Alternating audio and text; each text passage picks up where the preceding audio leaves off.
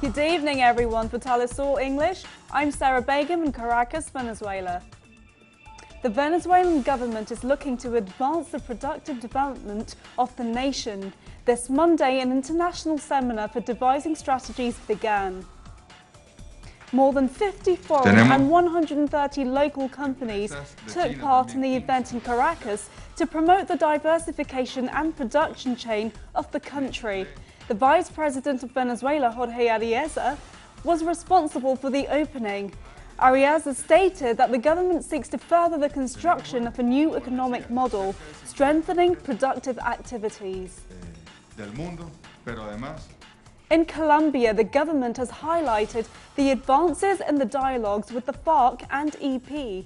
The chief negotiator, Humberto de la Calle, said that they had made history in the country by achieving peace negotiations this far. We have never come so far. The information for Colombians is moderate optimism because both delegations are determined to see the end of the conflict. However, you should refine the outstanding items as very complex. The chief negotiator for the government, Humberto de Calle, asked Colombians for some sacrifices in the path to peace. Colombian society has to open its spirit in the context of reconciliation to open the horizon of peace that we all want. We all put in. We all put in. This should be the motto. We all should make sacrifices. Something is not easy and requires effort and altruism. Peace will not even be an incidental gift. We are preparing for difficult discussions so that every Colombian understands they should take on their quota of sacrifice in the long journey that for 50 years has marred the life of everyone. In Argentina, investigators discovered a handgun next to the body of a prosecutor shot dead overnight on Monday. Authorities state Nisman was found by his mother in the bathroom of his 13th floor apartment after his security detail failed to contact him. Since 2004, Nisman had been investigating the 1994 van bombing of the Argentine Jewish Charities Federation, or AMIA building. Argentine authorities have promised a full investigation. And now we turn to Honduras. That is where the government continues to militarize security forces with the approval of the United States.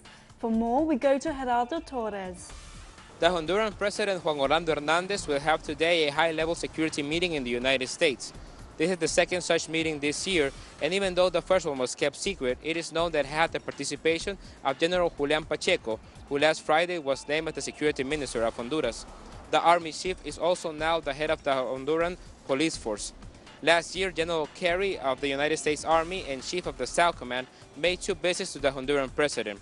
It is known by official information that Honduras is looking to increase its military budget, justified as part of the war against drugs. This could also be accompanied with an increase of the military presence of the United States in Honduras. Gerardo Torres, Telesur, Central America. Wind turbines dot Uruguay's countryside as the tiny nation prepares to become the world's largest wind energy producer in proportion to national consumption in 2015.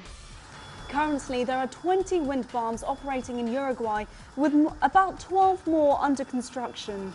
This expansion began in 2008 and has contributed around 1,000 million to the national economy. Francis, the first pontiff from Latin America, will return to the region in July when he visits Bolivia, President Evo Morales said, adding that Paraguay and Ecuador are also listed on the Pope's itinerary. Sono previsti per quest'anno, tutto ancora in bozza. There are trips still in the planning stage to Ecuador, Bolivia, and Paraguay. These three, and next year, God willing, I want to travel too. But it still hasn't been planned. Chile, Argentina, and Uruguay. Peru is up there too, but we are not sure what to do with that yet. Chile, Argentina e Uruguay. E Peru manca un po' lì che... 6 Hezbollah fighters were killed Sunday in an Israeli airstrike on the Syrian side of the Golan, including the son of assassinated senior commander Imad Mugnier. The deaths were announced after an Israeli security source said that an Israeli helicopter conducted a strike against terrorists near Quneitra on the Syrian side of the Golan Heights. Ukraine's President Petro Poroshenko said he was ready to sign a ceasefire agreement with separatists in the east any minute. But he said he wanted to see the implementation of the Minsk agreement signed between Kiev and pro-Russian rebels back in September. He asked that it include Ukrainian, Russian, German and French foreign ministers. Wealth accumulated by the richest 1% will exceed that of the other 99% in 2016, the Oxfam charity confirmed ahead of the annual meeting of the world's most powerful at Davos, Switzerland. The charity called on policy that works with the majority of people, not just the rich. Politics that is influenced by the 99% and not by the 1%. We think that's possible, and it's happening as we speak. In countries like Brazil, for instance, are becoming more equal, so it's not a bad story everywhere.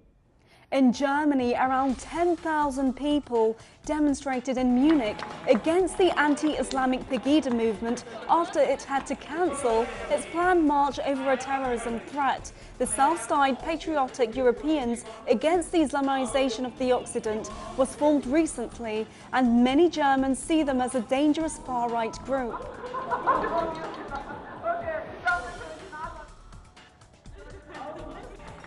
And to end, with fanfare, sequins, high heels and copious amounts of makeup, Miss Colombia Gay was crowned in the 6th edition of the competition.